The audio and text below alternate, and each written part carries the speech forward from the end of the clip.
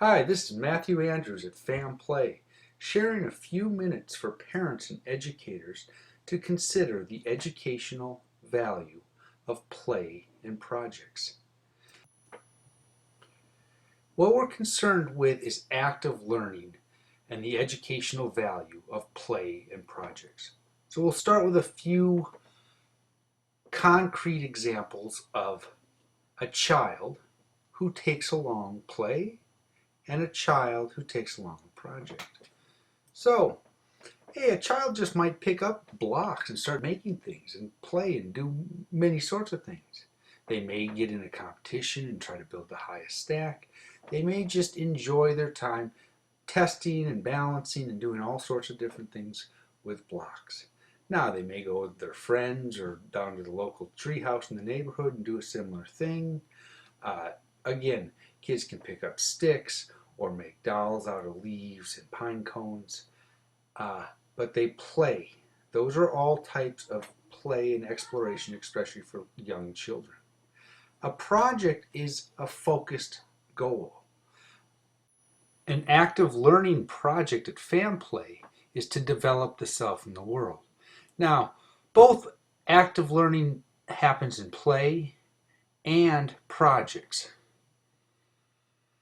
And what we want to understand with some of these concrete examples on how play turns into projects and projects turns into more serious things in life, in the learning that occurs at all stages, are the projects include a goal where a simple personal goal is to live a healthier lifestyle, eat healthier, lose weight, run faster, or again, educational goals for personal to develop skills. Most kids don't necessarily talk about their academic skills in college, but vocational skills, which they also often don't talk about. But these are the kinds of things for personal projects. And again, this is the shift for youth and families in this case to use projects for active learning. Now, it makes sense that a project is more serious than play. And what we want to see is the more seriousness of the service project than the personal project. Now, the youth is developing themselves and their skills and abilities and all sorts of things in the world. And a service project actually needs to contribute something to the world.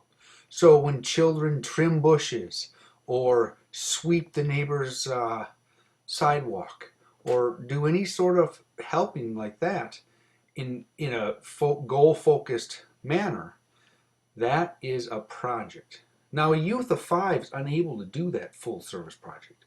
A youth of 15 should be doing those projects regularly. Oh, yes, these are good questions all around. And I hope this discussion in general helps clarify play and projects.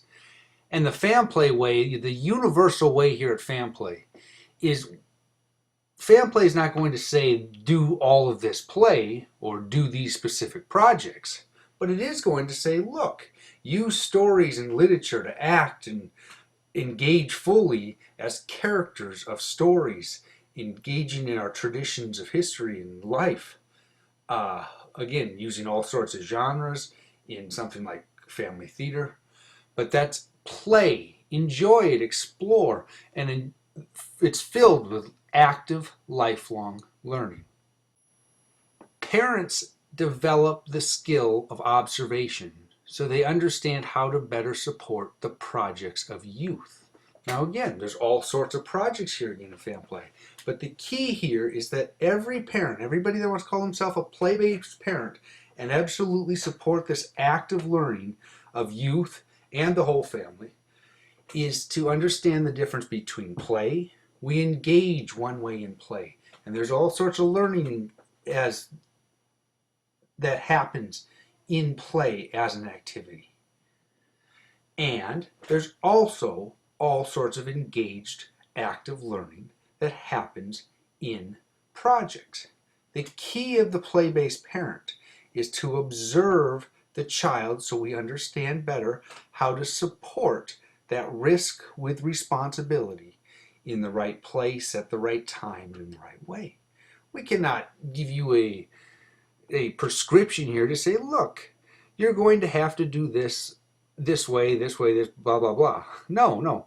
We need to understand as parents and educators how we use play and projects to support the development of the whole child, the whole family, with the whole world in mind.